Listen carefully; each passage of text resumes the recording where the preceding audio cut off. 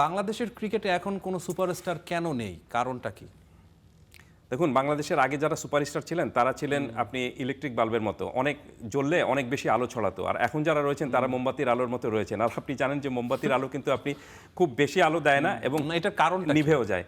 এর কারণটা হলো যে আপনি পারফরমেন্স, আপনাকে ইন্টারন্যাশনাল ক্রিকেটে আপনাকে টিকে থাকতে হলে বা ইন্টারন্যাশনাল ক্রিকেটে আপনাকে লাইমলাইটে আসতে হলে আপনাকে পারফরমেন্সের ধারাবাহিকতা থাকতে হবে। আপনি একটা ম্যাচে ভালো করলেন, তারপর আপনি হারিয়ে গেলেন, আপনাকে খুঁজে পাওয়া যাবে না। তো এই প্রবলেমটা রয়েছে এখানে। আপনি বাংলাদেশের বেশ কয়েকজন ক্রিকেটার রয়েছেন যারা ভালো পারফর্ম করতে পারেন, কিন্তু প্রবলেমটা হলো যে কন্টিনিউশনটা থাকে না। এবং এই কন্টিনিউশনটা যদি না থাকে তাহলে আপনি এটা কেন তারকা হতে পারবেন না। কি মনে হয় যে সাকিব, তামিম, মাশরাফি তারা যেভাবে পারফর্ম করে গেছেন বা বাংলাদেশের ক্রিকেটকে একটা নতুন ধাপে পৌঁছে দিয়েছিলেন, পরবর্তী জেনারেশন তারা তো আরো একটু ভালো করতে পারতেন, সেটা কেন হচ্ছে না? এর কারণটা হলো যে বড় স্বপ্ন দেখতে হবে এবং সেই স্বপ্ন শুধু দেখলে হবে না, সেই স্বপ্ন দেখার জন্য কিন্তু আপনাকে জেগে থাকতে হবে, পরিশ্রম করতে হবে।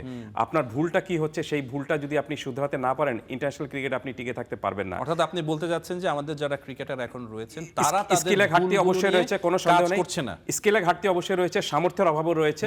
এবং আমি মনে করি যে তাদের স্বপ্নটুকু সেই সফল করার জন্য আরো বেশি জেদি হতে হবে, আরো বেশি জোশ দেখাতে হবে যে 11 জনের মধ্যে আমাকে সেরা হতে হবে। আমরাও পারি, বা 11 জনের মধ্যে আমাকে সেরা হতে হবে। আমি যখনই কোনো একটা ম্যাচে খেলতে নামবো তখন আমি আমার আগের যে পারফরমেন্স ছিল সেই পারফরমেন্সকে আমার ছাড়িয়ে যেতে হবে। এই তাগিদটা যতদিন না পর্যন্ত পার্সোনালি আপনার মধ্যে আসবে এবং আপনার সমস্যাটা কি সেই সমস্যাটা যদি আপনি পার্সোনালি সমাধান না করেন ম্যাচের আগে, তাহলে দেখা যাবে যে আপনি এই যে বাংলাদেশের ক্রিকেটে সুপারস্টার নাই এখন, এটা বাংলাদেশের ক্রিকেটের জন্য ভালো নাকি খারাপ?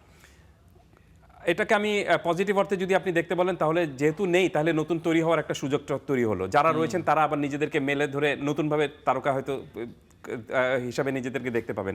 আগে যখন যারা ছিলেন তখন দেখা যেত যে ফোকাসটুকু তাদের মধ্যেই ছিল, শুধু সাকিবের মধ্যে ফোকাস ছিল, তামিমের মধ্যে ছিল, মাশরাফির মধ্যে ছিল, মুশফিক, মাহমুদুল্লাহ, রিয়াদ, তাদেরকে ঘিরেই আলোচনার টুকু ছিল।